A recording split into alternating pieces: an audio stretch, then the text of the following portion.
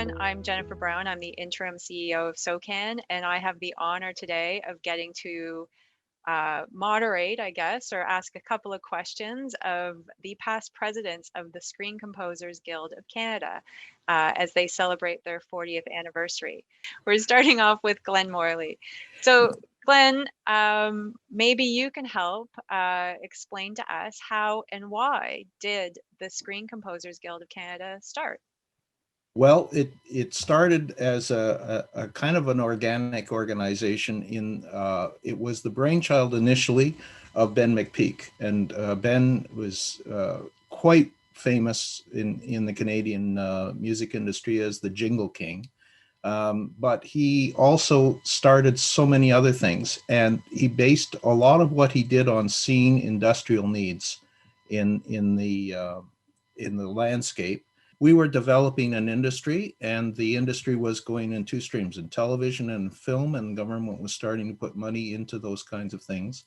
But most importantly, the predecessor societies of SOCAN, which were CAPAC and initially BMI Canada, which became ProCan, those two separate organizations, they were collecting, but they weren't really paying a whole lot of attention to the fundamental differences between the songwriting publishing community and the AV community, even as those things were changing at the time.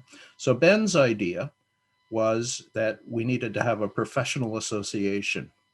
The idea of being an organization that was collegial in nature and one in which information was shared on the basis of helping the entire industry. And from that, our motto, or that we've adopted, it's obviously common motto, is a rising tide lifts all ships. The concerns, though, came back to how can we make sure that the performing rights societies actually understand our needs. And as it developed, particularly for the decade from the 80s to the 90s, it became even more important for AV composers, because what we saw was the change from the money that we might be paid by commissioners like the CBC being the principal amount of money that we would receive for our work, and the performing rights being like a Christmas bonus, to the exact opposite, to the amount of money that we were being paid was pretty minuscule compared to what we might expect from our performing rights. So this all developed at the same time as the industry was changing. So Glenn, we've heard a lot about mentorship and how important that is at the SCGC. Can you tell us a little bit about that?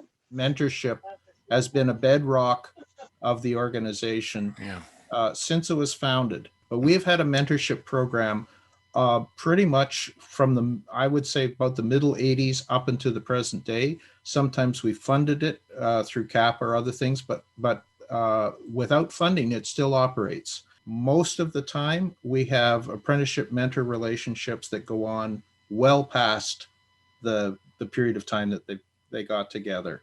And that is, I think, one of the hallmarks of how this organization operates. It's an important part of what we do, because it's an important part of the way we learn our business. And there are courses now, but there weren't when we were starting the business. The only way to learn was to have some relationship with someone who was doing the work. How did the SCGC evolve early on under your time as president? In the early days, the SCGC was a loose organization of friends that were working independently. None of us thought of sharing information about how much we made on a particular job or how much it paid. It became very clear that one of the key things that we were missing is information, and that the second key thing we were missing is organization.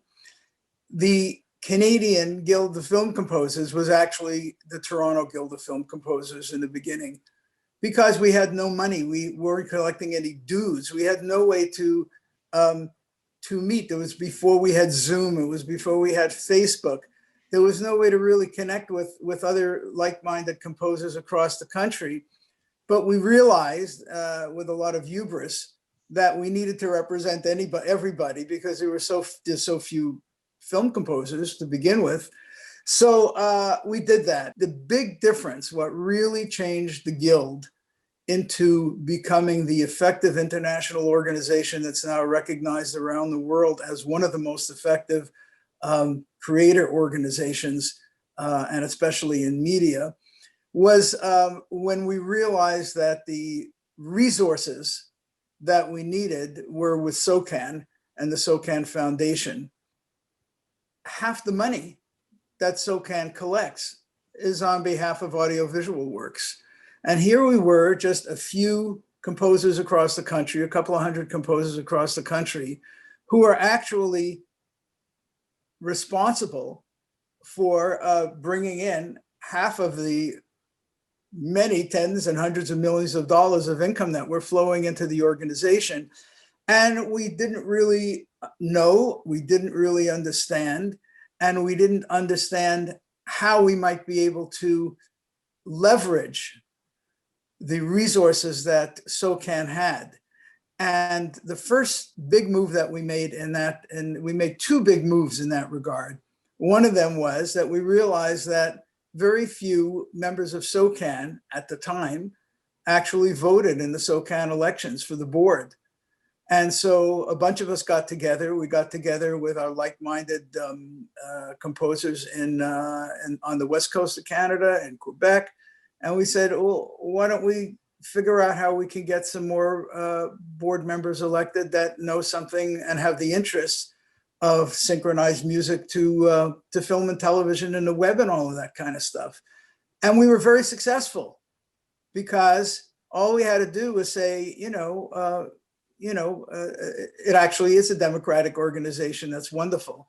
So that was very important. And the other thing is that the Heritage Canada had a program called the Creators Assistance Program, CAP.